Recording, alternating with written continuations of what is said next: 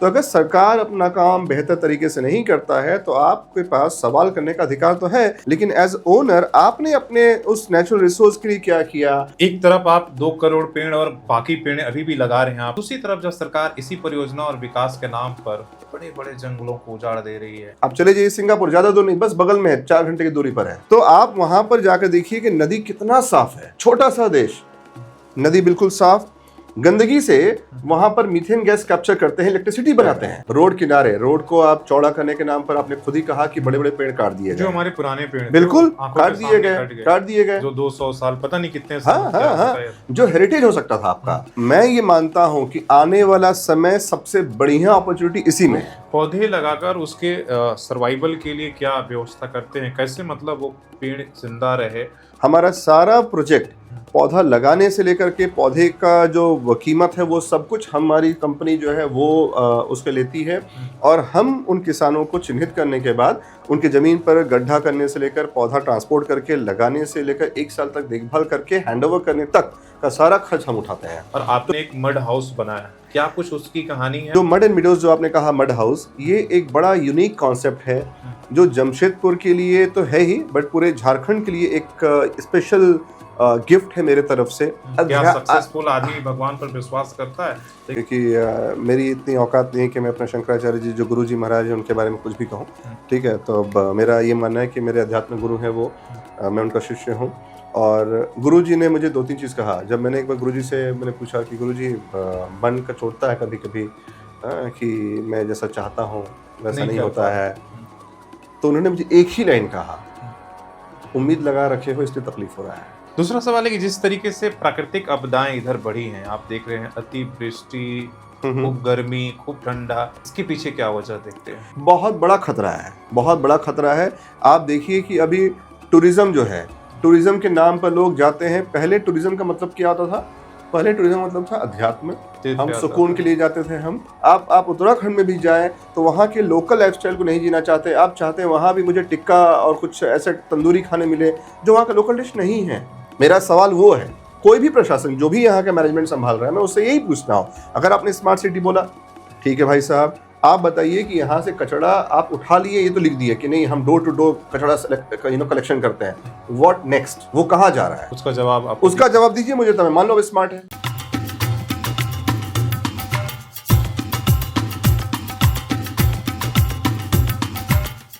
नमस्कार, सोशल संवाद के स्पेशल पॉडकास्ट में आपका स्वागत है। आज हमारे साथ डॉक्टर विक्रांत तिवारी हैं और जिन्होंने देश भर में 2 करोड़ से अधिक पेड़ लगाया है। इनके कई परिचय हैं। एक कॉर्पोरेट में अच्छे जॉब कर रहे थे, लेकिन कहते हैं कि जब एक जुनून होता है कि हमें कुछ करके दिखाना है और अपना काम मन मुताबिक करना है, तो ये पेड़ लगाने की इन्होंने शुरुआत किया। और 2 करोड़ एक छोटा मोटा नहीं, एक बड़ा नंबर है। हालांकि सुनने में जितना ये बड़ा नंबर लगता है, उतना ही असली हकीकत में लगाना, काम करना उस पर उतना ही मुश्किल काम है। इसलिए कि हम लोग तो अपने जीवन में 10 पेड़ भी लगाकर उसे बड़ा नहीं कर पाते हैं, लेकिन जिस व्यक्ति ने अगर 2 करोड़ इस पूरे देश में पेड़ लगाया है, जो धरती को बचाने के लिए, इस इन्वायरमेंट को आपके हमारे लिए और आने वाले जो भविष्य है उसके लिए लगातार काम कर रहा है, वैसे व्यक्तित्व हमारे साथ है। इनसे बातचीत करेंगे, सीखने की कोशिश करेंगे कि कैसे ये अभियान को इन्होंने शुरुआत किया। और इनके लिए चंद शब्द हम ये कहेंगे कि जब धूप ने पूछा पेड़ों से कि कैसे जिंदा रहते हो, तो उन्होंने कहा कि एक पागल है जो हमारे रगों में सांसें भरते रहता है। तो वैसे विक्रांत तिवारी हैं जो हमारे बीच में हैं, हमारे शहर के रहने वाले हैं। तो आपका सर, वेलकम टू सोशल संवाद podcast. Thank you so much और शशि जी, स्वागत है आपका आने के लिए। आपका काम जितना बड़ा है, इसलिए कि बहुत ही मतलब एक तरह से हम लोगों के लिए एडमायर करते थे। इसकी शुरुआत कैसे हुई? ये पेड़ लगाने की जो शुरुआत है, ये कोई एक दिन का तो बात है नहीं। निश्चित रूप से मेरी पैदाइश, आपने जैसे कहा, जमशेदपुर शहर में हुआ है। तो यहाँ आम के पेड़ों पे चढ़ के आम तोड़ना, और टाटा के इस शहर में हर घरों में बड़े बड़े पेड़ होते रहे। तो बचपन से ही पेड़ों के बीच में मैं रहा, खेला कूदा। तो कभी भी अपने को मैं पेड़ के बिना कभी ऐसा इमेजिन ही नहीं कर पा रहा था। कॉर्पोरेट लाइफ में नौकरी किया लगभग 9 साल, है ना। और 9 साल नौकरी करने के बाद IIM कलकत्ता से उनका भी एक डिग्री मिल गया, पढ़ाई कर लिया, ग्रेजुएट हो चुका था। उसके बाद में एक ठीक ठाक जॉब चल रही थी। लाइफ में लगा उसी समय 3 इडियट मूवी देखा था मैं, है ना, कि ये कहते हैं ना कि बस कामयाबी झक मार कर आएगी, आप परफेक्शन के पीछे काम करो, मन लगा के काम करो, वो था। प्लस एक और घटना घटा मेरे साथ उस समय में, बड़ा मार्मिक घटना था कि मुझे याद है, ये दिल्ली में मैं रह रहा था उस वक्त में, एक मीडिया कंपनी में था मैं, उसके मार्केटिंग एंड सेल्स को देख रहा था। तभी मैं देखा कि वहाँ पर एक बच्चा है ना, रात को, मुझे याद है साकेत का जगह था, वो क्रिसमस का समय था, पार्टी करके हम लोग आ रहे थे, न्यू ईयर का समय, उस समय फेस्टिव सीजन था। और तभी कुछ बच्चे रेड लाइट जो सिग्नल होता है ट्रैफिक में, उसके बगल में अपने कपड़े जला रहे थे, और जलाते जलाते वो जैसे ही कोई गाड़ी रुकता था वो दौड़ के तुरंत आते थे कि भाई आप हमें कुछ पैसा दे दीजिए। तो मुझे लगा कि ये बच्चा कितना बदमाश है, अपना कपड़ा जला करके आता है, पैसा मांगता, दिखाने के लिए कि कितना, मतलब ठंड में, इलाके की ठंड में, दिल्ली की ठंड है, उस सर्द में मुझसे पैसा मांग रहा है। तो मैंने तो उसके पहले डांटा, एक टिपिकल स्लैंग टाइप से मैंने बोला उसको कि भाग यहाँ से, हाँ तो बदमाशी कर रहा है, मैं देख रहा हूँ कपड़े जला रहा है। तो उसने कहा कि सर आज रात जिंदा रहने के लिए मुझे अपने कपड़े जलाने की जरूरत है। हम उसके उस कपड़े मतलब उन्हीं नहीं थे। तो ये बात मुझे बड़ा मर्माहत किया, और फिर तभी 3 इडियट मूवी, ये घटना, ये कुछ चीजें था लाइफ में। तो मुझे लगा कि यार मैं लाइफ को सिर्फ ATM मशीन नहीं बनाना चाहता हूँ, और अगर मैं इतने पढ़ लिख लेने के बाद में भी मैं अगर सिर्फ यही करूँगा तो मैं क्या ही जिंदगी जी रहा हूँ। तभी एक बुक था, स्टे हंग्री स्टे फुलिश, मैंने वो बुक पढ़ा, रश्मि बंसल जो IIM अहमदाबाद की, उन्होंने लिखा था।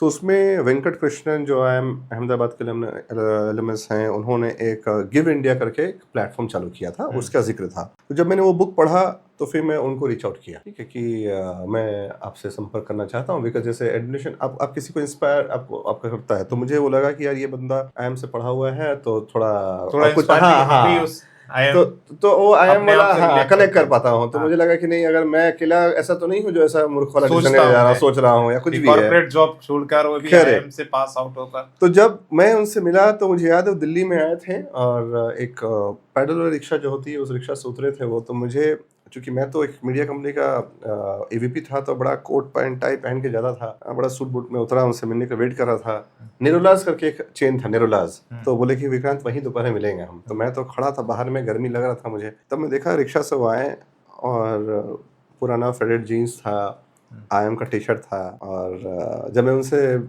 बोला कि sir hi, I am Vikrant Tiwari, of course मुझसे सीनियर थे और IIM के थे, तो थोड़ा मेरे को रिस्पेक्ट बाय डिफॉल्ट एक था उनके प्रति। मुझे पहला सवाल बोलते हैं, बात छोड़ पहले कुछ खाना खाते हैं, हाँ भूख लगी कि नहीं लगी है। तो फिर हम नेरोलाज में गए और खाना खाए। मुझे यकीन नहीं हो रहा था कि इतना बड़ा ब्रांड गिव इंडिया का डायरेक्टर, जिसके चेयरमैन मिस्टर वाघुल थे, जो ICICI बैंक के एक्स चेयरमैन थे, ठीक है, अमित चंद्रा जी जो कि टाटा सन्स की भी बोर्ड पे रहे, हाँ ये लोग उसके बोर्ड ऑफ डायरेक्टर पे थे, अनु वाघा जी है ना, जो थर्मेक्स की चेयरपर्सन थी, सब बड़े, अनाबेल मेहता, सचिन की मदर इन लॉ, ये लोग सब बोर्ड पे थे, और मैं उन बोर्ड को फेस करता था, राइट। तो मैं उनसे जब मिला तो मुझे लगा यार एक डायरेक्टर इतना हम्बल, इतना डाउन टू अर्थ कैसे हो सकता है। मतलब मेरे को तो लगा कि मेरी औकात ही दिखा दी कि मतलब मैं सिर्फ हवा जिंदगी जी रहा हूँ, और लाइफ में मतलब शोबाजी खत्म, मेरी औकात मुझे दिख गई कि मैं उनके सामने क्या ही हूँ।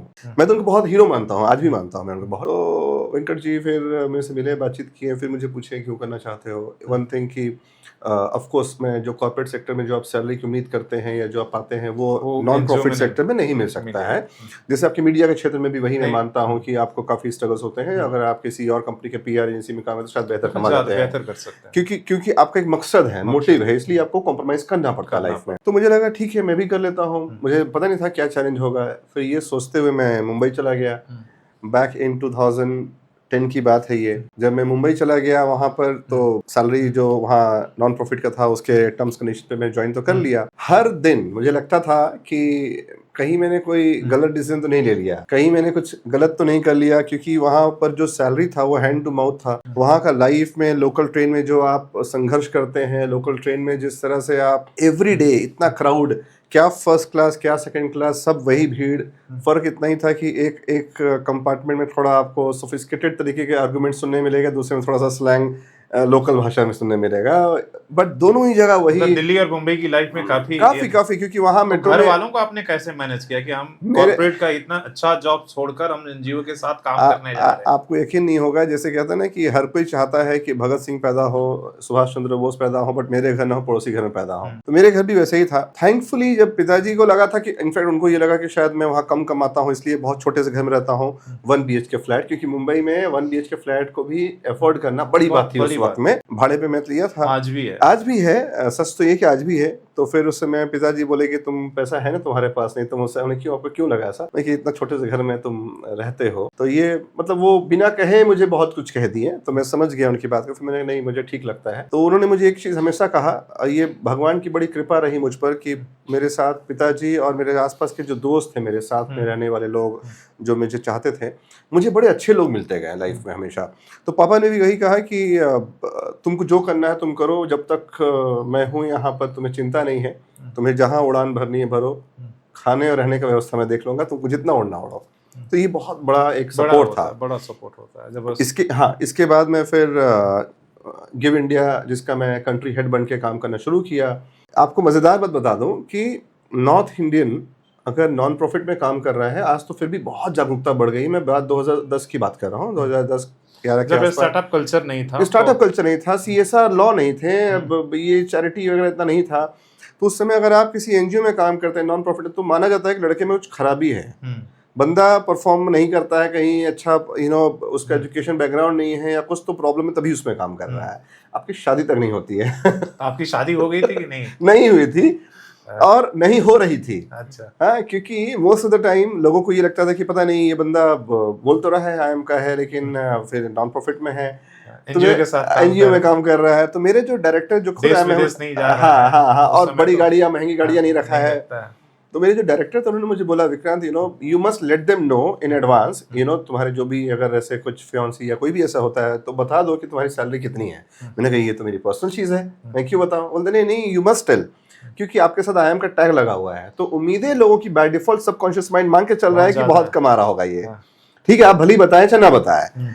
तो फिर मैंने कहा ये भी बात सही है। तो सच है कि नॉर्थ इंडिया में आपकी शादी बड़ा मुश्किल हो जाता था, बट मैं भी ढीठ था। मैंने कहा ठीक है, शादी उदी सब साइड में जाए, मैं तो यही करने वाला हूँ। और थैंकफुली मेरी वाइफ, जिसने मुझे पसंद किया कि नहीं ठीक है, whatever you like you do that, no problem. She is a doctor, wife doctor है, सर्जन है।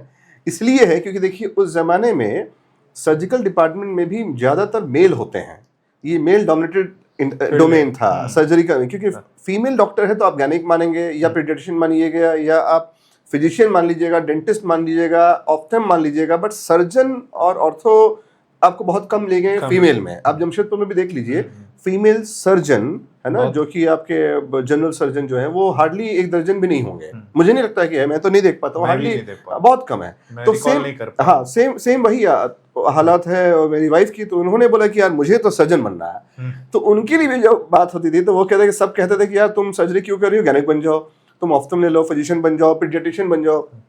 शी सेड कि नहीं, मुझे वो बनना है जो मैं चाहती हूँ। तो उन्हें जो करना था मैंने उससे सपोर्ट किया, उन्होंने मुझे सपोर्ट किया जो मैं करना चाहता था। तो हम दोनों की बनी और फिर हमारी शादी हुई। और इनफैक्ट भगवान के, मैंने कहा ना आपको, मुझे किस्मत ने भी बहुत सपोर्ट किया। तो जब मैं गिव इंडिया में था तो नॉन प्रॉफिट्स के साथ काम करके मुझे गांव देहात भारत के विभिन्न क्षेत्रों में, राज्यों में लगभग 250 से ज्यादा एनजीओज को मैं करीब से देखता था। तो गिव इंडिया उस समय पेड़ लगाने का काम करती थी? नहीं, गिव इंडिया जो था लोगों को सपोर्ट कर रही है। गिव इंडिया जो है वो छोटे एनजीओज को सपोर्ट करते थे, फंड रेज करके उनको इम्पैक्ट क्रिएट करने में, उनको एंड स्ट्रेटेजी में उसको हेल्प करती थी। तो मैं उनका फंड रेजिंग का पूरा काम देखता था, फंड यूटिलाइज हुआ कि नहीं हुआ वो देखता था मैं।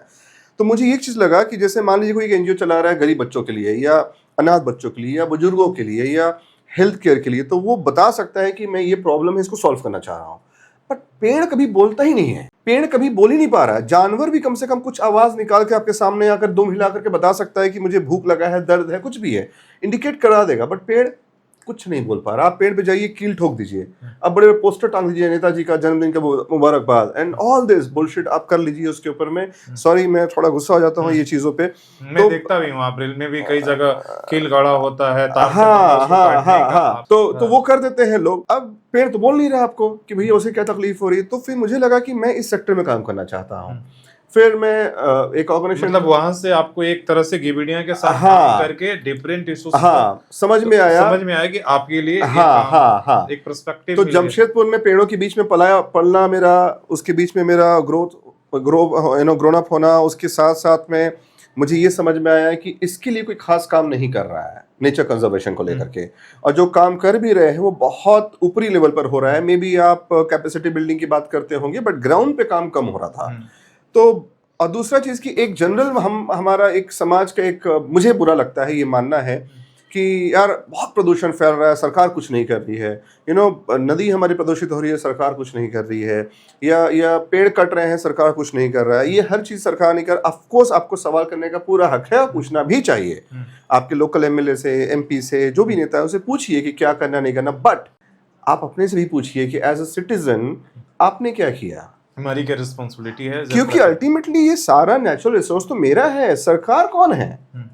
कस्टोडियन है, राइट? सरकार कस्टोडियन है उस नेचुरल रिसोर्स का, सरकार ओनर नहीं है। ओनर तो हम हैं, आप और हम ओनर है। हम एज ए सिटीजन हम ओनर है उस नेचुरल रिसोर्स के। सरकार नहीं होती है, सरकार कस्टोडियन होती है। सरकार का काम है उसको देखभाल ठीक से करना, अच्छे से करना, तभी तब सरकार को बदल देते हैं अगर वो ठीक से नहीं काम कर रहा होता है तो, राइट? तो अगर सरकार अपना काम बेहतर तरीके से नहीं करता है तो आपके पास सवाल करने का अधिकार तो है, लेकिन एज ओनर आपने अपने उस नेचुरल रिसोर्स के लिए क्या किया, आपने नेचर को कंजर्व करने के लिए क्या किया, बचाने के लिए क्या किया। और इनफैक्ट एक कदम मैं और आगे बोलता हूँ, कोई अगर ये सोचता है कि मैं पेड़ लगाकर पेड़ बचा रहा हूँ या समाज में नेचर कंजर्वेशन करके बचा रहा हूँ, तो मेरा मानना है कि आप अपने और अपने बच्चे को बचा रहे हैं, आप समाज के लिए कुछ नहीं कर रहे हैं। तो मैं भी समाज के लिए कर रहा हूँ, उससे ज्यादा मैं ये मानता हूँ कि मैं अपने बच्चे, अपने फैमिली, अपने दोस्त यार, अपने फैमिली के लिए कर रहा हूँ, तो मुझे अच्छा लगता है। मैं नहीं वो बड़ी बड़ी डायलॉग मारूंगा मैंने समाज के लिए किया। लेकिन जब एक तरफ आप 2 करोड़ पेड़ और बाकी पेड़ अभी भी लगा रहे हैं, दूसरी तरफ जब सरकार इसी परियोजना और विकास के नाम पर बड़े बड़े जंगलों को उजाड़ दे रही है, हिमालय के अंदर आप देख रहे हैं कि लगातार जो हमारे इन्वायरमेंटलिस्ट कह रहे हैं कि बड़े प्रोजेक्ट आप मत करिए। जोशीमठ को आपने देखा किस तरीके से पूरा जोशीमठ पे तो मैंने अपना बकायदा इंटरव्यू भी था मेरा। तो ये तमाम चीजें जब होता है कि भाई एक तरफ आप पेड़ चलाने के लिए सरकार भी कह रही है, प्रधानमंत्री खुद कह रहे हैं कि एक पेड़ माँ के नाम अभियान, दूसरी तरफ इतने जो पुराने हमारे जंगल हैं उसको हम काट रहे हैं। अब शहर के अंदर ही हमारे देखिए कि जो 200, 250, 300 साल पुराने, पता नहीं कितने पुराने पेड़ थे, उसका कंपनी का हो या रोड का एक्सटेंशन में हमने उन सारे पेड़ों को, नीली याद होगा, बड़े बड़े बरगद के पेड़ थे, हमने उड़ा दिए। बिल्कुल। तो कैसा लगता होगा? देखिए मैं मुझसे पूछिए, मुझे तो अभी भी मेरे रोंगटे खड़े जाते हैं जब मैं सुनता हूँ इस तरह की चीजों को। मेरा ये मानना है कि आप अभी हाल में चुनाव हुआ है ना, म्यूनिसिपल का चुनाव हुआ, उसके पहले एमएलए का, एमपी का, सब कुछ चुनाव हुआ। आप उसके मैनिफेस्टो को उठा के देखिए, किसके मैनिफेस्टो में था नेचर टॉप प्रायोरिटी में? किसी का नहीं। फॉरगेट अबाउट प्रायोरिटी, उस लिस्ट में ही कहीं नहीं था, जबकि सफर हम सब कर रहे हैं। वही मैं कह रहा हूँ।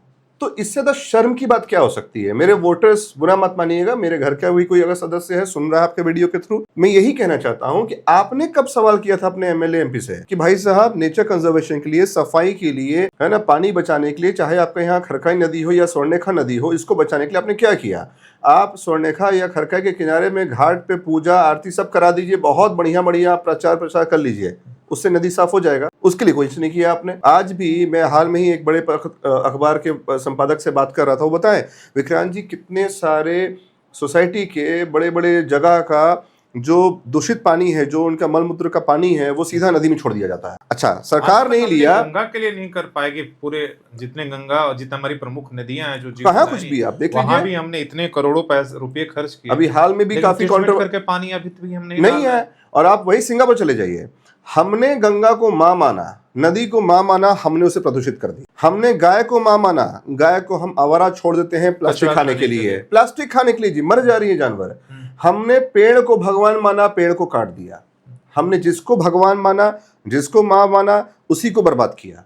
आप चले जाइए सिंगापुर, ज्यादा दूर नहीं, बस बगल में है, 4 घंटे की दूरी पर है, फ्लाइट से 4 घंटे पहुंच जाएंगे आप। तो आप वहां पर जाकर देखिए कि नदी कितना साफ है, छोटा सा देश, नदी बिल्कुल साफ। गंदगी से वहां पर मीथेन गैस कैप्चर करते हैं, इलेक्ट्रिसिटी बनाते हैं। क्या हमारे देश में वो नहीं हो सकता है? अगेन उनके मैनिफेस्टो में ही नहीं है, मैनिफेस्टो में ही नहीं है। राम रहीम बाकी सब मकबरा और रोड और नाम, बाकी चीजों से फुर्सत मिले तब तो। मेरा मानना है कि वो सब चीजें आपके मैनिफेस्टो का पार्ट है, अच्छी बात है, आपके उसके सपोर्टर होंगे, मैं उस पर खराब नहीं कह रहा। बट जिस दिन तापमान बढ़ेगा, 40 डिग्री जब बढ़ के 50 डिग्री हो जाएगा, ना तो आपका एसी काम करेगा, ना वो मंत्रालय में बैठा हुआ आदमी को सांस लेने में बनेगा, ना किसी को। बट ये बात तो समझ क्यों नहीं रहे, मुझे ये ताज्जुब लग रहा है। वो दूर नहीं है उस समय, नहीं वो तो समय अभी वर्तमान में अभी तो मान लो बारिश अभी 4 दिन पहले ही जब तापमान हमारा कई शहरों में 47 और 48 पहुंच गए थे, कहा जा रहा था कि भी इस बार गर्मी अभी हालांकि अभी फेस कर रहे हैं। तो आप क्या देख रहे हैं जो तापमान बढ़ रहा है, इसका क्या सोल्यूशन? मुंबई में कल ही नोटिफिकेशन आया था, लगातार 12 घंटे पानी का सप्लाई काट रहे हैं। ठीक है ना, माने पानी का ऑलरेडी किल्लत होना शुरू हो रहा है। ये यहाँ जमशेदपुर में बारिश हो गया एक बात है, लेकिन बाकी जगह में तो ऐसा नहीं है। एट द सेम टाइम मेरा यही मानना है, डेवलपमेंट की जो बात आपने कही, अंडमान निकोबार में भी वहां भी पेड़ काटने की जो एक बड़ी एक पुराना जो जंगल है जो कि बहुत इंपॉर्टेंट है। हमें लगता है ना कि हमें जो पेड़ दिख रहा है या पेड़ पे जो जानवर है, पक्षी है, वही बायोडाइवर्सिटी है, वो नहीं है। मिट्टी के नीचे जो पेड़ की जड़ें हैं ना, उसके नीचे जितना आपको ऊपर दिख रहा है उसके 4 गुना ज्यादा नीचे में जीवाश्म है। उसके नीचे में पूरा एक दुनिया बसा हुआ है। जो आपको ऊपर दिख रहा है, आपको दिख रहा है नीम के पेड़ पर 50 प्रकार के पंछी है या तितली है, जो भी है, बट उसकी जड़ें जो नीचे है, जो विकसित है, मिट्टी के अंदर जितना कार्बन स्टॉक है, मिट्टी के अंदर जितना हमारे जीवाश्म है, जितने हमारा बायोडाइवर्सिटी है, वो सुपर्ब है हमारे लिए। लेकिन हम उसको डिस्ट्रॉय करने की बात कर रहे हैं। क्या ये बात हमारे देश के सरकार या हमारे उन लोगों को कि तापमान ऑलरेडी 50 हम टच कर रहे हैं, तो खतरा उन्हें महसूस नहीं हो रहा? मैं तो मानता हूं कि उन्हें छोड़िए, मुझे लगता है कि शायद अब वो समय आ गया ना कि सारे यूथ को एक होकर के उठना पड़ेगा, अपने सरकार को घेरना पड़ेगा, पूछना पड़ेगा कि भाई करना क्या चाहते हो। हमें आप बताइए। मैं तो कह रहा हूं कि जो भी आदमी कहता है कि नहीं मैं कर सकता हूं, बहुत अच्छा, मैं इतना ही पूछना चाहता हूं कि आज अगर तापमान 50 पहुंच जाएगा, क्या उनके एसी काम करेगा? रोड पर आपके जो तार का रोड है उस पर टायर चिपक जाएगा, फट जाएगा, आपका रोड पिघलना शुरू हो जाएगा। पिछले बार हमने देखा था, यहाँ अपने शहर में हमने देखा था रोड पिघलते हुए, तो फिर और मैंने रिपोर्ट किया था। तो अब आप बताइए कि वो कहां से होगा। और इसके लिए आपने कहा कि मैं पेड़ लगाता हूं, तो मैं पेड़ लगाता हूं, यही वजह है कि मुझे ऐसा लगता है कि जो मैं पेड़ लगा रहा हूं उससे ज्यादा कुछ भी ना हो सके तो कम से कम तापमान को कुछ तो मैं कंट्रोल कर पाऊंगा। तो मैं जब पेड़ लगाता हूं तो मैं कभी भी वो ग्राफ्टेड फल के पेड़ नहीं लगाता हूं, बिकॉज वो एक अलग टॉपिक है, वो अलग मुद्दा है। मैं जब पेड़ लगाता हूं तो हमेशा सागवान, शीशम, करंज, सेमल, वैसे पेड़ जो कि आप साधारण भाषा में बोल सकते हैं फॉरेस्ट्री प्लांट, हम उसको ज्यादा लगाते हैं ताकि वो हमारा जो नेचर है, जो इकोसिस्टम है, बायोडाइवर्सिटी है, उसको भी इंप्रूव करे, तापमान को भी कम करे, कार्बन डाइऑक्साइड को कम कर सके एटमॉस्फेयर में से। इन सब कारणों की वजह से हम काम कर रहे हैं। ज्यादा दूर नहीं, मैं अपने शहर की बात करूं यहाँ की, तो यहाँ पर भी वही तापमान बढ़ रहा है। और आप यहाँ भी देखिए कि रोड किनारे, रोड को आप चौड़ा करने के नाम पर आपने खुद ही कहा कि बड़े बड़े पेड़ काट दिए गए, जो हमारे पुराने पेड़, बिल्कुल काट दिए गए, जो 200 साल पता नहीं कितने साल जो हेरिटेज हो सकता था आपका, है ना, आपने उसको काट दिया। आज नदियों की हालत देख लीजिए आप, खरकाई नदी या स्वर्णरेखा नदी की हालत, नाला बन गया है नदी। क्या अगर प्रशासन चाह ले या सरकार के जो मुखिया हमारे वो चाह ले कि नहीं यहाँ कोई भी सीवेज ट्रीटमेंट पानी बिना ट्रीटमेंट के जाएगा ही नहीं अंदर, तो वो संभव नहीं है क्या? आज सब कुछ संभव है। तब फिर क्योंकि वही उनका सोच, वो शायद वो कल्पना ही नहीं कर पा रहे, भगवान ना करे कभी उनके साथ ही घटना घटे। इतनी बड़ी आपदा हमने कोरोना काल में देखा। एक सिलेंडर के लिए किस तरीके से हम लोग भटक रहे थे, किस तरीके से पैरवी कर रहे थे कि एक सिलेंडर मिल जाए। इतनी बड़ी आपदा देखने के बावजूद भी क्या हम उससे कुछ सीख पाए? मुझे नहीं लगता है, क्योंकि मुझे आज भी लगता है कि हमारे यूथ जो है वो रील देखने में, इंस्टाग्राम में और मटर गश्ती में बिजी। क्योंकि मैं कई बार ऐसे मतलब आपके इस पॉडकास्ट के माध्यम से मैं बोलता हूं कि कोई भी यूथ अगर चाहता है कि वो हमारे साथ नेचर कंजर्वेशन के बारे में आकर के पार्टिसिपेट करना चाहता है, पेड़ लगाना चाहता है, तो आए। मैं आज भी मुझे नहीं मिलते हैं वैसे यूथ जो चाहते हैं कि नहीं मैं इसको प्रायोरिटी में काम करूँ। क्योंकि कोरोना के टाइम पर सबने जो सुना था वो लगभग 1-2 साल तक बड़ा दिमाग में सबका था। हाँ, ऑर्गेनिक खाना, पेड़ लगाना, ऑक्सीजन की बात, बट वापस फिर से वही हो गया, पुनः मुश्किल भवा। लोग वापस से फिर उसी धरने पे आ गए हैं। अब देखिए लोगों को अभी कुछ नहीं पता, प्लास्टिक का बोतल कहीं भी फेंक देंगे, है ना, वेस्ट कहीं फेंक देंगे। मैं देखता हूँ अभी आपका एक कॉलेज है आदित्यपुर में, मैं उसके बगल का, ठीक बगल के कैंपस के बगल में देखता हूँ इतना कचरे का अंबार है। सोचिए जहाँ बच्चे पढ़ रहे हैं बगल में कचरे का अंबार है। मैं एग्जांपल दे रहा हूँ क्योंकि मैं आज सुबह देख कर आया था, इसलिए मुझे याद है अभी वो। मेरा इसी पर सवाल है, जैसे आपने कहा कि कोई भी यूथ नहीं दिखता है, क्या पेड़ लगाकर जो यूथ है वो कैरियर बना सकता है? इसलिए आजकल सब कुछ कैरियर ओरिएंटेड है। इनफैक्ट मैं ये मानता हूं कि आने वाला समय सबसे बढ़िया अपॉर्चुनिटी इसी में है। अब आप लोग कह रहे हैं ना कि एआई आ रहा है तो जॉब जा रहा है। ठीक है, एआई आ रहा है, जॉब जा रहा है, उसकी चैलेंजेस हैं, लेकिन ऑक्सीजन बनाने के लिए कोई एआई नहीं आया अभी, बायोडाइवर्सिटी के लिए अभी कोई एआई नहीं आया है।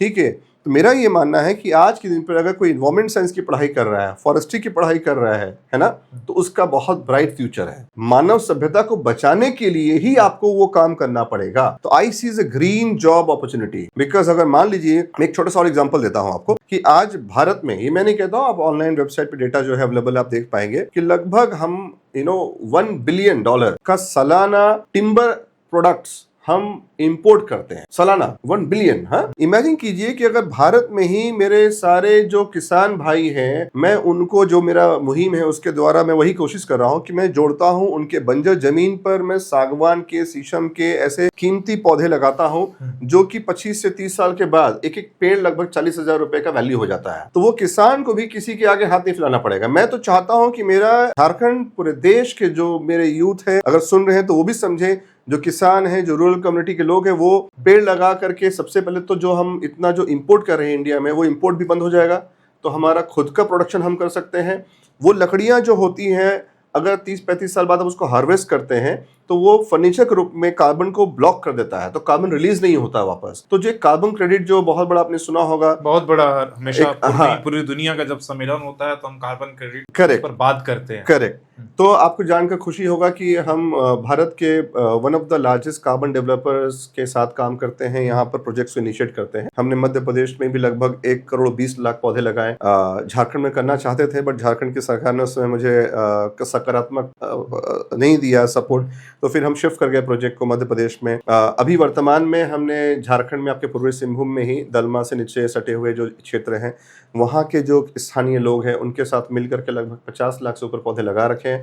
इस वर्ष फिर मैं 5 लाख पौधे लगा रहा हूँ। पौधे लगाकर उसके सर्वाइवल के लिए क्या व्यवस्था करते हैं, कैसे मतलब वो पेड़ जिंदा रहे, उसके लिए क्या आपके पास व्यवस्था है? यही वजह है कि हम पेड़ कहीं भी रैंडम नहीं लगाते हैं। हम जो भी पेड़ लगाते हैं, हम वहाँ के गांव में जाते हैं, मुखिया के साथ, प्रधान के साथ मिलकर के ग्राम सभा करते हैं, मीटिंग करते हैं। उनसे मीटिंग करने के बाद में वैसे किसान जिनकी जमीन बंजर पड़ी है कम से कम 10 वर्ष से, या उस जमीन पर खेती लायक कुछ भी नहीं है, कुछ भी खेती का कार्यक्रम नहीं हो रहा है, तो ही हम उन जमीनों को अपने लिए लेते हैं पेड़ लगाने के नाम पर। फिर हम उन किसानों के साथ में एक पेज का अनुबंध करते हैं जिसमें वो लिखकर हमें देते हैं कि जो पेड़ हम लगा कर दे रहे हैं वो आने वाले 25 से 30 साल तक उसकी देखभाल करेंगे, उसे काटेंगे नहीं, क्षति नहीं पहुंचाएंगे। जब वो इसे अग्री कर जाते हैं तभी हम उनके खेत पर पेड़ लगाते हैं। मान लीजिए कि एक पौधा बाजार में खरीदने जाएगा 70-80 रुपए से कम नीचे नहीं मिलेगा, प्लस लगवाने की जो लागत है वो। उसके लिए क्या पैसे भी आप लोग लेते हैं या फ्री ऑफ कॉस्ट? यही हमारे मॉडल का खासियत है। हम किसी भी व्यक्ति से 1 रुपए भी नहीं लेते हैं। हमारा सारा प्रोजेक्ट, पौधा लगाने से लेकर के पौधे का जो कीमत है वो सब कुछ हमारी कंपनी जो है वो उसके लेती है। और हम उन किसानों को चिन्हित करने के बाद उनके जमीन पर गड्ढा करने से लेकर पौधा ट्रांसपोर्ट करके लगाने से लेकर 1 साल तक देखभाल करके हैंडओवर करने तक का सारा खर्च हम उठाते हैं। तो किसान को 1 रुपए भी खर्च नहीं करना पड़ता है।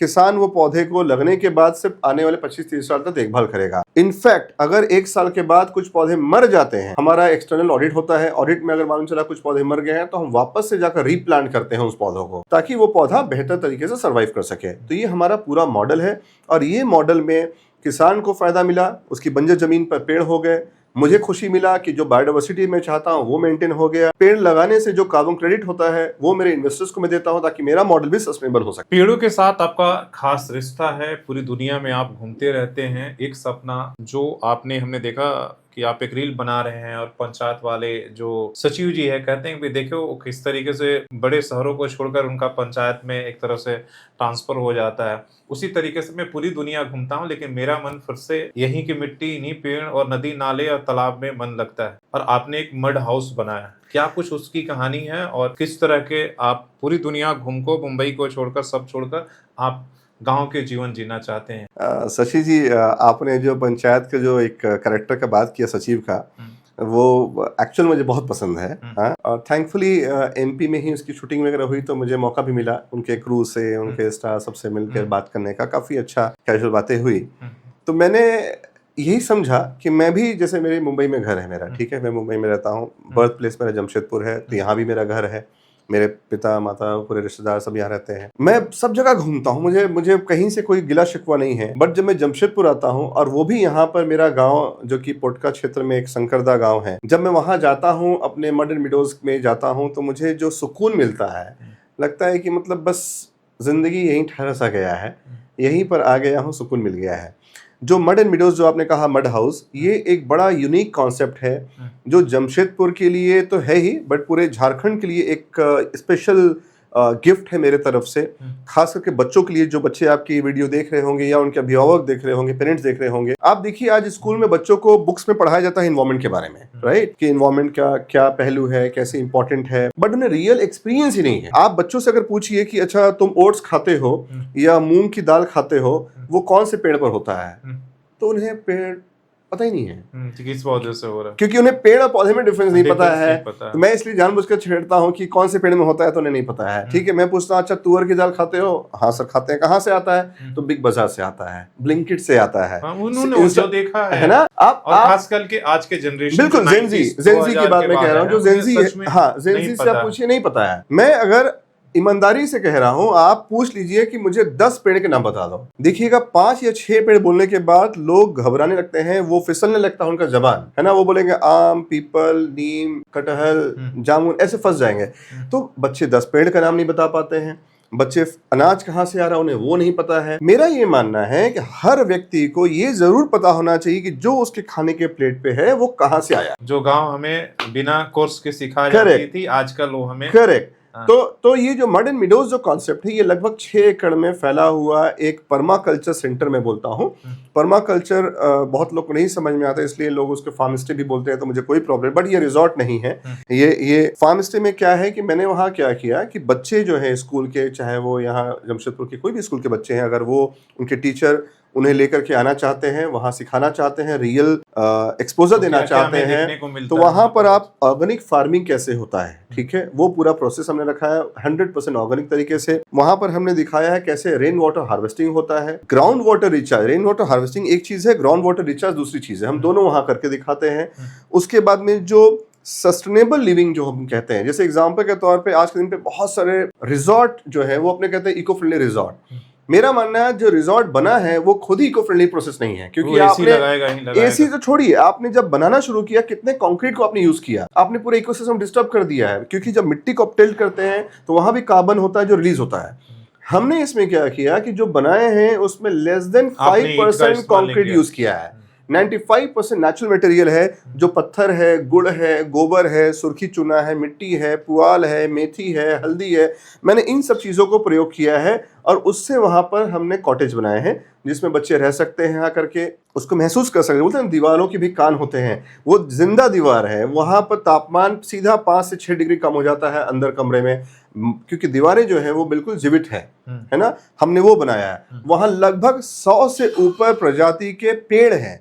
जैसे आप दलमा में या कान्हा टाइगर रिजर्व में या किसी भी आप वाइल्ड लाइफ सेंचुरी में जाते हैं तो आप जंगल में जाकर के फॉरेस्ट में बहुत प्रकार की प्रजाति के पेड़ देख पाते हैं, जो अनलाइकली बाकी जो आप जाते हैं किसी इको रिजॉर्ट में या किसी जगह पे, तो वहां पर आपको दिखता है कि वो शो पेस जो ऑर्नामेंटल प्लांट्स है वो ज्यादा लगाते हैं। अब पीपल और नीम कोई लगाता नहीं है अपने रिजॉर्ट में। फार्म हाउस में गाय भी देखा, गोबर भी करेक्ट, हाँ। हमने वहां मोर भी देखा, क्या मोर भी वहां पर आता है, सामने एक पहाड़ है, पहाड़ भंगा है, तो वहां से काफी सारे पक्षी आते हैं हमारे यहाँ पर। करेक्ट, तो वो आते हैं। कहाँ से मोर? तो सामने एक पहाड़ भंगा एक जगह है जहाँ काफी सारे मोर है, वहाँ जैकल्स भी हैं, वो सब भी आते हैं हमारे वहाँ पर। लगभग आप अगर बैठ जाए, मेरा गौरैया तो बहुत है वहां पर। हमने एक बर्ड कैफे बनाया है।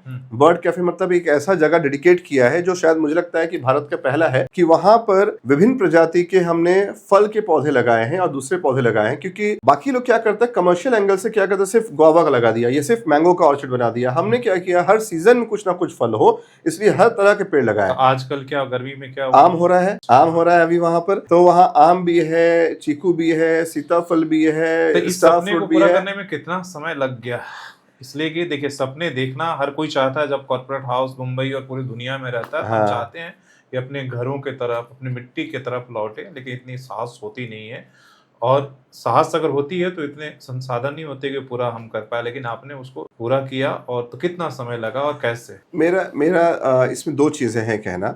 एक कि शायद मेरी ज़रूरतें काफ़ी कम है ना, जो मैंने आपसे कहा था शायद इस प्रोग्राम से पहले बातचीत में, कि मैं थोड़ा स्पिरिचुअल भी रुख रखता हूँ। तो एक स्पिरिचुअल में मैंने एक जगह सुना समझा कि जीवन का जो शुरुआत का जो 20 वर्ष होता है, किसी भी व्यक्ति को खूब पढ़ना चाहिए, पढ़ करके ज्ञान अर्जित करना चाहिए। 20 से 40 साल का जो वर्ष होता है, आप जो ज्ञान अर्जित किए हैं उसको प्रयोग कीजिए, धन अर्जित कीजिए, और 40 साल के बाद जो ज्ञान और धन आपने अर्जित किया है वो समाज को दीजिए। और 60 साल के बाद आप संन्यास के रास्ते पे जाइए। मतलब जीवन को 5 हिस्सों में आप हाँ, तो मैं चार तो ये तीसरा हिस्सा मेरा है, तीसरा फेस है, जहां पर कि मैंने जो भी ज्ञान और धन अर्जित किया है मैं अपने समाज को देना चाहता हूँ। ठीक है, और भगवान के आशीर्वाद से सात्विक जीवन है मेरा, तो मेरी कोई बहुत ज्यादा मतलब भौतिक महत्वाकांक्षा नहीं रही। तो महत्वाकांक्षाएं बहुत है मेरी, भौतिक महत्वाकांक्षा नहीं है। तो ऐसा नहीं कि महत्वाकांक्षी नहीं हूं, मैं हूं। ठीक है, मेरी महत्वाकांक्षा जो है वो अपने समाज को लेकर के है। मेरी महत्वाकांक्षा है, जैसे एग्जांपल, मुझे लगता है कि मैं अगर पढ़ लिख करके जमशेदपुर का पैदाइश होकर के अगर जमशेदपुर के लिए कुछ नहीं करता हूं तो मुझे कोई हक नहीं है ये कहने का कि यार जमशेदपुर में ये चीज नहीं है, जमशेदपुर में ये कमी है। मैं एफर्ट डाल दूं, मैं मेहनत कर लूं, उसके बाद अगर नहीं कर पाता हूं या लोग सपोर्ट नहीं करते हैं या व्हाटएवर रीजन से, तो मैं कह सकता हूं कि इतने एफर्ट के बाद भी यहाँ नहीं हो पाया। मैंने एफर्ट नहीं डाला, ये मलाल मैं नहीं चाहता हूं। इसीलिए मैंने जो भी अपना बचत किया कमा करके, भगवान के आशीर्वाद से ठीक ठाक मैंने जो जीवन में अपने जीवन यापन के लिए जो भी धन संसाधन आपने जैसे कहा वो मैंने अर्जित किया है, मैंने उसको बहुत तरीके से, क्योंकि पढ़ने से क्या होता है, घूमने से, पढ़ने से आपको बहुत सारे डिफरेंट एस्पेक्ट समझ में आते हैं, पर्सपेक्टिव दिखते हैं। तो मैंने उन पर्सपेक्टिव को वहां पर डाला है, क्योंकि आज जमशेदपुर में किसी भी व्यक्ति को अगर आपको अपने बच्चे को बताना है कि ऑर्गेनिक फार्मिंग क्या है, उसे नहीं पता है, तो ये बताने के लिए मैंने एक सेंटर वहां बनाया है। ये बनाने में लगभग मुझे 2.5 साल लग गए, मड हाउस का ये पूरा कॉन्सेप्ट को वहाँ रेडी करने में मैंने बनाया है। और संसाधन की जहां तक बात रही, तो मुझे लगता है कि अगर कोई भी व्यक्ति करना चाहता है तो मैं उसे खुशी खुशी वो संसाधन दिलाने में भी मदद कर सकता हूँ, क्योंकि संसाधन कोई बहुत बड़ा चीज नहीं मुझे लगता है। मेरा लगता है इसमें धैर्य, आपकी जो एक इच्छा शक्ति बहुत इंपॉर्टेंट है। और आप इसलिए कहते हैं कि भाई देखो, पेड़ है तब छांव मिलेगा, नहीं तो छांव जो है ना वो कंप्यूटर एआई कहीं से भी डाउनलोड नहीं होने वाले हैं, पेड़ से ही छांव मिले, और इसलिए आप ये बात कहते हैं और बात अच्छी लगती है। अध्यात्म की आपने बात की, कई बार मैंने फोटो आपका देखा, कभी शंकराचार्य कभी कहीं, तो अध्यात्म से लेकर और भगवान को लेकर आपका क्या ये है? क्या सक्सेसफुल आदमी भगवान पर विश्वास करता है? लेकिन बहुत सारे जब सक्सेसफुल हो जाते तो सिर्फ भाग्य की और ये की बात करते हैं। नहीं, आपने ये बहुत सही बात कहा कि जब लोग सक्सेसफुल लोग जो होते हैं, मेरे नज़र में वो भगवान को शायद ज़्यादा मानते हैं। ठीक है, क्योंकि मैं अपने आसपास जिन लोगों को भी देखा हूँ, ठीक है, जो भी मेरे सामने जो भी बड़े सक्सेसफुल लोग, जिसको भी बिजनेसमैन के रूप में देखा हूँ, डॉक्टर देखा हूँ या साइंटिस्ट देखा हूँ, मैं बड़े से बड़े डॉक्टर को भी देखा हूँ। ठीक है, इनफेक्ट मेरी वाइफ वो भी डॉक्टर है, सर्जन है, वो जब सर्जरी करने जाती है तो उसके पहले भगवान को जरूर प्रणाम करती हैं। ठीक है, या बड़े से बड़े सर्जन को बोलते हैं मेरे को कि कई बार पेशेंट जो होता है बिल्कुल फिट एंड फाइन है, सारा उसका बढ़िया है, सर्जरी के लिए जब जाता है, लेकिन वहां पर जब ओटी टेबल पे जब जाता है तो उसका बीपी बढ़ जाता है या केस बिगड़ जाता है, तो किसने किया? या कई बार ऐसा होता है कि डॉक्टर के भी भगवान से जुड़ाव है। तो मेरा ये मानना है कि मैंने कहा कि मुझ पर भगवान की असीम कृपा है। मैं तो ये मानता हूँ कि भगवान का मुझ पर असीम कृपा रहा है कि जब भी मैं जो चीज़ करना चाहा या जो भी लोग मेरे साथ जुड़े हैं, मैं उन सब के साथ में कदम आगे बढ़ाया है, तो भगवान ने उसको पुश करके आगे बढ़ने में मुझे मदद किया है। तो इतने सारे काम करने के एनर्जी लेके कहाँ यही मैं बताना चाह रहा हूँ कि ये एनर्जी जो है, यही एनर्जी मुझे मेरे टीम के लोग भी बोलते हैं कि सर आप इतना एनर्जेटिक कैसे होते हैं। अभी मैं हार्वर्ड गया था पढ़ने के लिए, वहां से फिर आया, फिर मैं भी जमशेदपुर में हूँ, फिर कुछ दिन के बाद फिर चला जाऊंगा वापस, क्योंकि मेरे प्रोजेक्ट जैसे मध्य प्रदेश में है, महाराष्ट्र में है, झारखंड में है, उड़ीसा में है, बंगाल में है, उत्तराखंड में है, कर्नाटका में है, मेघालय में है, बहुत जगहों पे मेरे प्रोजेक्ट्स चलते रहते हैं। तो मेरा ट्रैवलिंग बहुत होते रहता है। जब भी मैं जाता हूँ तो शायद भगवान मुझे वो ऊर्जा देते हैं कि यार जो तुम कर रहे हो सिर्फ तुम्हारे लिए नहीं, पूरे इस मानव सभ्यता के लिए ही नहीं, ये पूरे इकोसिस्टम के लिए इंपॉर्टेंट है, और मैं शायद वो बेहतर काम कर रहा हूँ, इसलिए एनर्जी भी मुझे मिल जाता है। शायद मैं नेगेटिव कुछ करता हूँ तो भगवान भी मुझे नहीं सपोर्ट करते हैं। तो मुझे लगता है कि जब आप अच्छा काम करते हैं, आप पॉजिटिव काम करते हैं, तो आपको पीछे से एक अदृश्य जो एक ताकत है, शक्ति है, वो आपको सपोर्ट करता है। क्योंकि मुझे तो हमेशा सपोर्ट मिला है। तो मैं यही मानता हूँ कि स्पिरिचुअलिटी का मतलब ये नहीं है कि सिर्फ आप दिखावेबाजी कीजिए। आप कुछ समय के लिए भी आप आंख बंद करके ये सोचते हैं कि भगवान मैं ये जो कर रहा हूँ अपने से बेहतर कर रहा हूँ, आप प्लीज मुझे सपोर्ट कीजिए। तो भगवान बोलते ठीक है तुम करो, मैं हूँ। तो एनर्जी लेने के लिए क्या कोई स्पेसिफिक तीर्थ स्थान या कोई गुरु ऐसे हैं जिसको आपने देखिए अगर आपकी आपत्ति जैसे कोई वृंदावन जाता है, कोई कहीं और कैलाश जा रहा है? जी, मेरा ये मानना है, जैसे मैं तो हमारे परम पूजनीय श्री शंकराचार्य जी स्वामी जी महाराज मेरे गुरु हैं, मैं उनका शिष्य हूँ। कौन शंकराचार्य? वही जिनके बारे में आजकल बड़ा कंट्रोवर्सी चलता है। ठीक है, लेकिन चूंकि हाँ वो कंट्रोवर्सी चलते रहनी चाहिए। हाँ, क्योंकि वो हमारे आध्यात्मिक गुरु हैं शंकराचार्य जी। क्योंकि मेरी इतनी औकात नहीं है कि मैं अपना शंकराचार्य जी जो गुरु जी महाराज हैं उनके बारे में कुछ भी कहूँ। ठीक है, तो अब मेरा ये मानना है कि मेरे आध्यात्मिक गुरु हैं वो, मैं उनका शिष्य हूँ। और गुरुजी ने मुझे 2-3 चीज़ कहा। जब मैंने एक बार गुरुजी से मैंने पूछा कि गुरुजी मन कचोटता है कभी-कभी कि मैं जैसा चाहता हूँ वैसा नहीं होता है, तो उन्होंने मुझे एक ही लाइन कहा, उम्मीद लगा रखे हो इसलिए तकलीफ हो रहा है, उम्मीद मत लगाओ।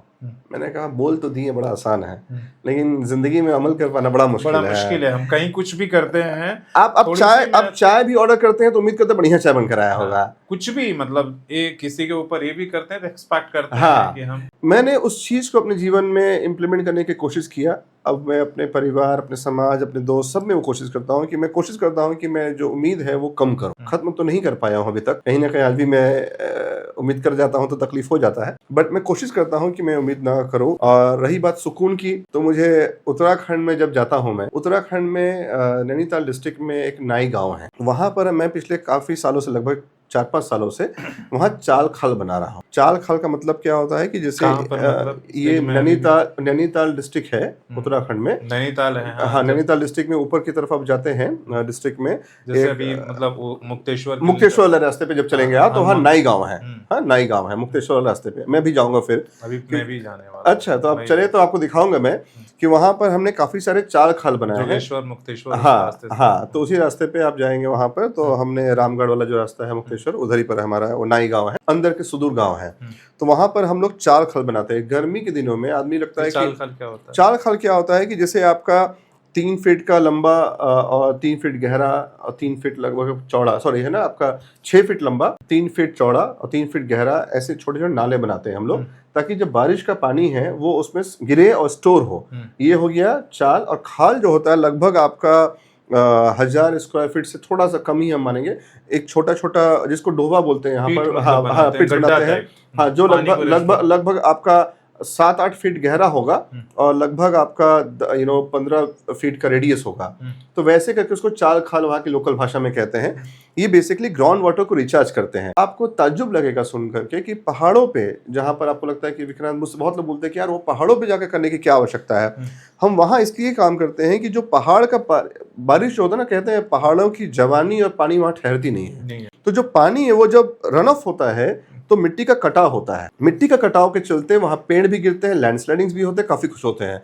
तो हम लोग क्या करते हैं कि वो पानी को वहाँ स्टोर करने के लिए चालखल बनाते हैं, जिसके चलते वहाँ के जो गाँव के लोग हैं वो जो स्प्रिंग होता है जिससे पानी पीते हैं, धारा जिसको होता है ना, जलधारा जो निकलता है, तो वो लोग उस पर डिपेंडेंट होते हैं। वहां तो पीने का पाइप नहीं गया गाँव में, वो उसी से, तो वो सूख जाता है गर्मी में। तो हम जब ये बनाते हैं तो बारिश का पानी से वो रिचार्ज हो जाता है, तो उनको पानी मिलते रहता है। प्लस जो तेंदुआ है वहाँ या जो दूसरे जीव जंतु है जंगल में, वो गांव की तरफ नहीं जाएंगे अगर उन्हें पानी वहीं मिल जाएगा। तो वन पंचायत में हम ये काम करते हैं, वहाँ हम पेड़ लगाते हैं। लोग बोलते हैं यार वो तो बहुत हरा भरा जगह है पहाड़, वहां पर फिर क्यों आप पेड़ लगाते हैं? मैं बता दूं कि वहां पर हम वो पेड़ लगाते हैं जो कि नेटिव है, जैसे बांज हो गया, ओक है ना, उसको हिंदी में बांज बोलते हैं वहाँ लोकल भाषा में, देवदार हो गए है ना, तेजपत्ता हो गए, इस तरह के पेड़ भी हम वहाँ पर लगाते हैं। क्योंकि वहाँ जो अभी जो दूसरे पाइन ट्री है, पाइन ट्री के जो नीडल्स होता है वो फॉरेस्ट फायर का बहुत बड़ा कारण होता है। तो उसको आप काट तो नहीं सकते हैं क्योंकि फॉरेस्ट का परमिशन नहीं है काटने का, तो उसको रिप्लेस करने का बेस्ट तरीका है कि आप दूसरे चौड़े पत्ते वाले पेड़ लगाइए।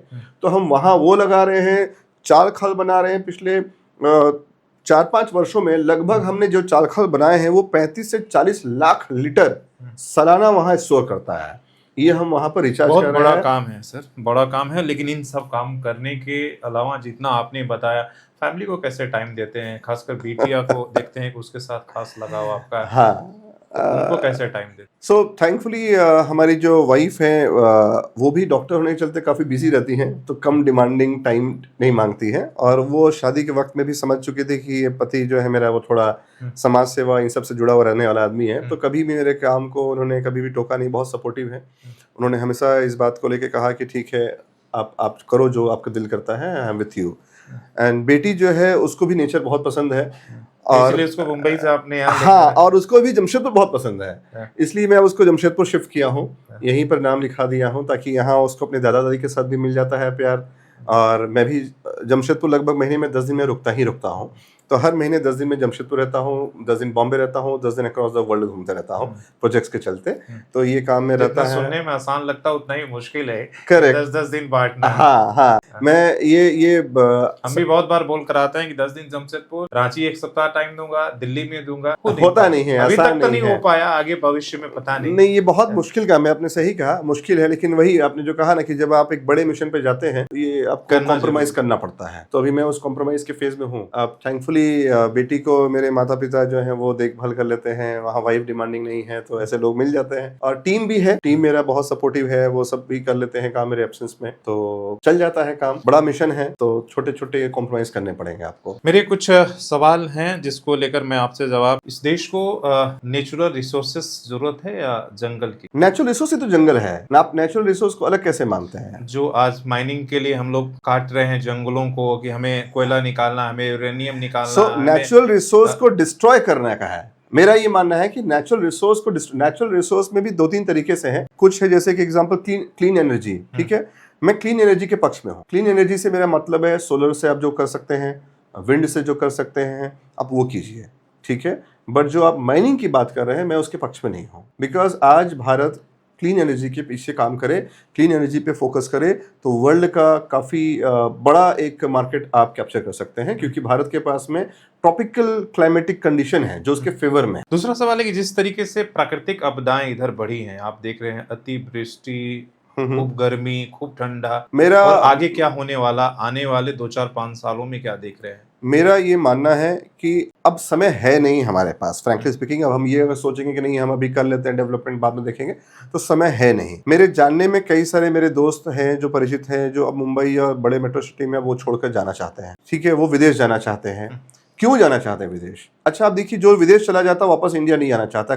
वजह क्या है? वजह ये नहीं है कि वहाँ कुछ ज्यादा पैसा मिल जा रहा, वजह है कि लाइफस्टाइल बढ़िया है। लाइफस्टाइल से मतलब क्या है? वहाँ का कार्बन का आपका AQI लेवल आप देखिए, ठीक है, वहाँ AQI लेवल बहुत बढ़िया माना जाता है। अगर वहाँ 40-50 हो जाए तो हाहाकार मच जाए, सरकार गिर जाए। यहाँ 350 हम अपने आप तो भी कुछ नहीं पूछते, अपने सरकार से सवाल नहीं करते हैं। कितना बार हुआ कि लोग यहाँ जाकर MLA का घर घेर लिया हो, MP का घर घेर लिया हो, अपने CM का घर घेर लिया हो कि भैया AQI लेवल इतना हो गया है, क्योंकि आपको फर्क ही नहीं पड़ता है। आपको फर्क ही नहीं पड़ता है। आप कचड़ा सांस ले रहे हैं, आपको पता ही नहीं आप कर क्या रहे हैं, आपका लाइफ का 10 साल बर्बाद कर रहे हैं, आपको फर्क ही नहीं पड़ रहा है। ये लाइफस्टाइल जो है ना, इसके लिए लोग वापस नहीं आना चाहते हैं विदेशों से, और कोई वजह नहीं है। मैं आज शायद वो रिस्क ले रहा हूँ, भगवान, मैं वही कह रहा हूँ, मैं शायद रिस्क ले रहा हूँ कि मैं विदेश नहीं जाकर के यहाँ रहना चाहता हूँ, क्योंकि मुझे लगता है कि मुझे अपने शहर के लिए कुछ करना है। ये मेरा बर्थ प्लेस है, मुझे कुछ करना है, अपने देश के लिए कुछ करना है, मैं करना चाह रहा हूँ। अब आपके पास जो समय नहीं है, मैं कह रहा हूँ, उसका मतलब ये है एब्सोल्युटली समय नहीं है। अगर आप खतरे की बच चुकी है, पहाड़ से लेकर जंगल तक, आप देखिए ना, कहा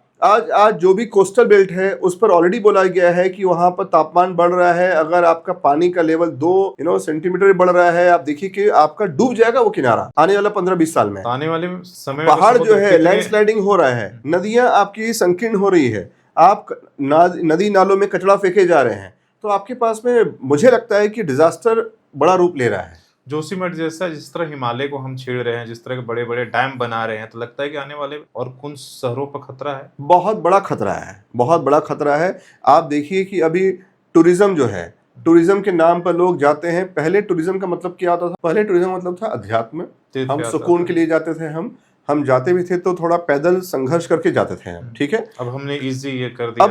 अब आप क्या कर दिए? खूब मोटरसाइकिल, खूब गाड़ियां चल रही हैं। लेह लद्दाख तक लोग जा रहे हैं मोटरसाइकिल से, बाइकिंग करते हुए।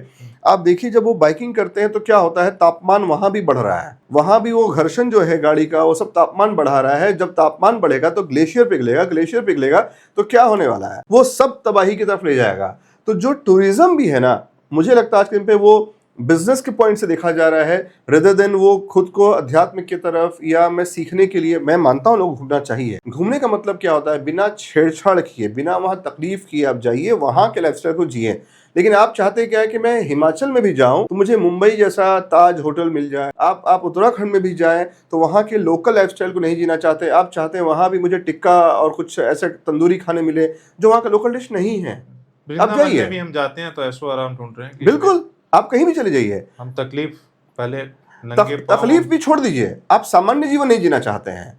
आप वहां भी जा करके आप एयर कंडीशन चाहते हैं, जकूजी चाहते हैं, सोना चाहते हैं, ये बेसिकली लग्जरी के लिए आप जा रहे हैं। मैं देख रहा था एक वीडियो जिसमें कहा जाए कि आने वाले भारत में समय में 15 से 16 करोड़ एसी होंगे, तो फिर तापमान क्या होगा और कौन कंट्रोल कर? क्या लग रहा है एसी सबसे बड़ा एक खतरा आने वाले समय में होने वाला है? देखिए एसी तो एक कारण है।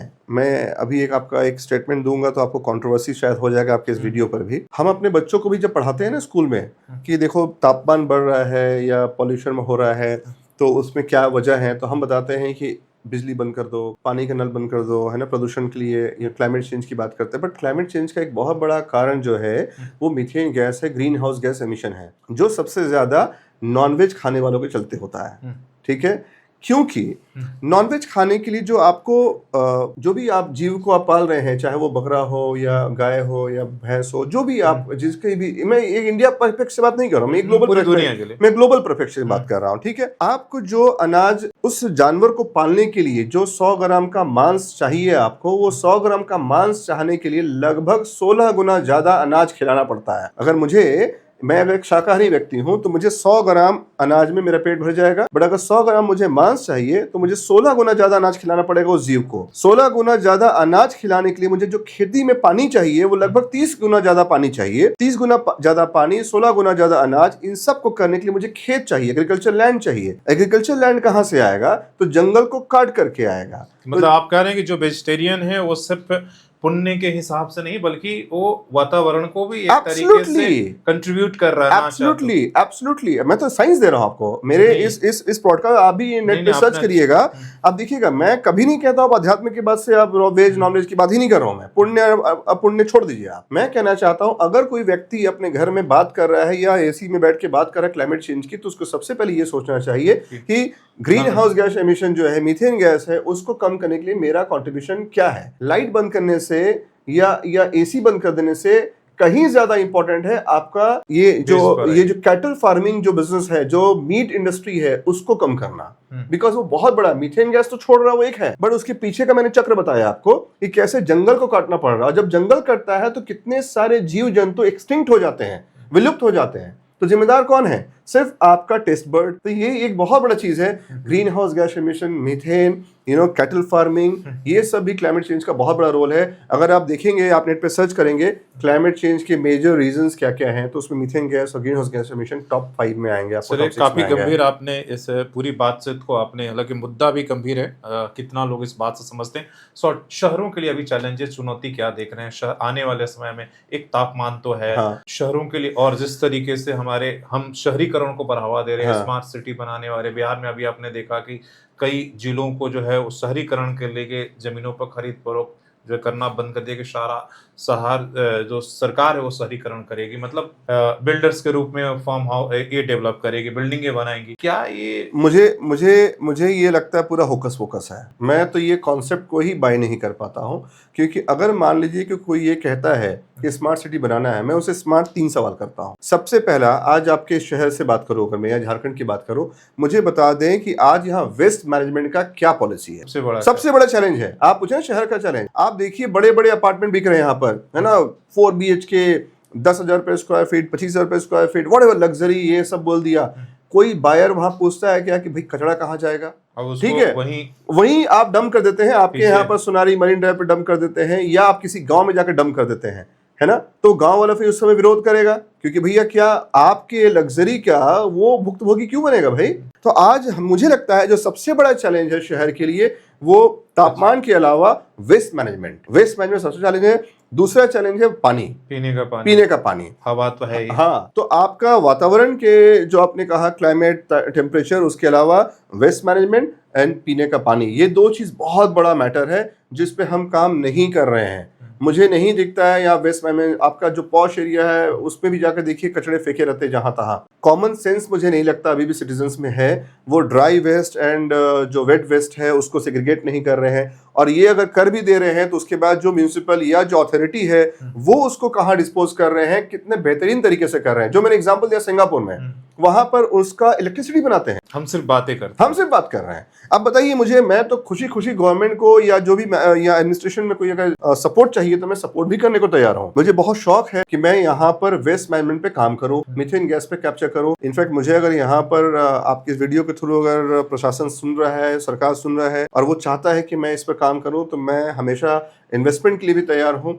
मैं इस पे काम करना चाहता हूँ बिकॉज वेस्ट मैनेजमेंट अगर आपने मैनेज नहीं किया कचरे को केवल सिर्फ उठा के दूसरे जगह ले जाकर दूसरा फेंक दे रहे हैं, इसी को वेस्ट मैनेजमेंट बोलते हैं। और पहाड़ फिर आप मसूरी जाइए, आप मसूरी जाइएगा, मसूरी के ठीक बाहर निकलते ही आपको दिखेगा पहाड़ों के किनारे पूरा कचरा फेंका हुआ है। दिल्ली में देख लीजिए, आप जमशेदपुर शहर से बाहर निकलिए, आप देख लीजिए, आपको दिखना शुरू हो जाएगा। आप चले जाइए पोटका के क्षेत्र में, चाहे घाटशिला क्षेत्र में, आपको दिखेगा रोड किनारे कचरा फेंकना शुरू हो जाता है। तो अल्टीमेटली आप कर क्या रहे हैं? शहर का कचरा गांव में फेंक रहे हैं। वो गांव जो कभी शुद्ध था वो भी प्रदूषित हो गया। आज हमारे जो है देश को स्मार्ट सिटी या शहरीकरण से जरूरत, गाँव को गांव बनाना जरूरी है, गांव को बचाना जरूरी है। पहली बात, मैं हमेशा चाहता हूं कि गांव वालों की आवाज को दबा करके आप स्मार्ट सिटी नहीं बना सकते हैं। गांव वालों के लिए आपको बात समझना पड़ेगा। मैं जो मॉडर्न मिडोज बनाया हूं, बाय द वे, उसमें एक चीज मैंने ये इंश्योर किया है, बारिश की जितनी बूंदे वहां गिरती हैं कोई भी बाहर नहीं जाएगा। हमने सबको संचय किया पानी को। वहां पर हमारा जो वेस्ट भी निकलता है, हम वेस्ट को वहीं पर उसको डिस्पोज करते हैं, सेग्रीगेट करते हैं, और हम वहीं से जिससे प्लास्टिक्स वगैरह कुछ अगर निकल गया तो उसका हम लोग सूता बना लेते हैं, उसका कुछ और कर लेते हैं, बाकी को हम वहीं कंपोस्ट कर लेते हैं। मतलब गांव का प्रदूषण जो है हमारे चलते नहीं होना चाहिए। वही जब स्मार्ट का मतलब क्या होता है कि आपका स्मार्टनेस दूसरे को नुकसान न पहुंचाए। ठीक है, अगर मेरा स्मार्टनेस दूसरे को तकलीफ दे रहा है तो वो स्मार्ट कहाँ से है? वो श्रूडनेस है, धूर्तता है मेरे नजर में। और आज वही हम कर रहे हैं स्मार्ट सिटी के नाम पर। अगर स्मार्ट सिटी है तो मुझे सिर्फ ये बताइए, कोई भी सिटी, स्मार्ट सिटी का सबसे पहला जो उसका फंक्शन होना चाहिए, उसका फर्स्ट पेज पे लिखा होना चाहिए कि भैया वेस्ट मैनेजमेंट आप क्या करने वाले, वेस्ट मैनेजमेंट का साइंटिफिक अप्रोच क्या है। हम कचरा घर से घर उठाते हैं ये मत लिखिए आप, उठाने के बाद करते क्या है वो बताइए आप। मेरा सवाल वो है, कोई भी प्रशासन जो भी यहाँ का मैनेजमेंट संभाल रहा है, मैं उससे यही पूछना हूँ। अगर आपने स्मार्ट सिटी बोला, ठीक है भाई साहब, आप बताइए कि यहाँ से कचरा आप उठा लिए, ये तो लिख दिया कि नहीं हम डोर टू डोर कचरा कलेक्शन करते हैं। What next? वो कहाँ जा रहा है? उसका जवाब दीजिए मुझे, तो मैं मान लो स्मार्ट है। सही कहा आपने। बहुत लंबी बातचीत हुई और बहुत ही एक तरह से ज्ञानवर्धन वाला जरूरी है, इसलिए कि जिस तरीके इन्होंने बात किया, आज इस सरकार को, इस समाज को समझने की जरूरत है कि इस जीवन को अगर बचाना है, कोरोना काल में हम उस सप्ताह में देख चुके हैं, समझ चुके हैं कि पर्यावरण कितना जरूरत है। इसलिए कि जिस तरीके से प्राकृतिक आपदाएं बढ़ रही हैं, वो ग्लेशियर हो या समुद्र का तापमान हो या उसका पानी बढ़ना हो, और शहरों का जिस तरीके से हवा पानी कचरे में हम तब्दील करते जा रहे हैं, बदलते जा रहा है, तो सबके लिए खतरा है। लेकिन मनुष्य अगर अभी भी अगर नहीं हम और आप समझे तो इसका भुगतान देख ही रहे हैं कि रोज कर रहे हैं किस तरह गंभीर बीमारियों के साथ। तो इसलिए जरूरी है, अगर आप पर्यावरण से प्यार करते हैं, आप पेड़ों से प्यार करते हैं, आप अगर अपने समाज, अपने परिवार से प्यार करते हैं, तो इन बातों को जरूर ध्यान रखिएगा। बहुत बहुत धन्यवाद, थैंक यू सो मच। आपने बहुत अच्छी बातें की। और जैसे डॉक्टर साहब ने इन्होंने बनाया है मड मिडो, जाकर वहाँ अपने बच्चों को सिखा सकते हैं, दिखा सकते हैं। इसलिए आज जरूरी है कि वो जाने, प्रकृति से पहचाने और उससे प्रेम करें।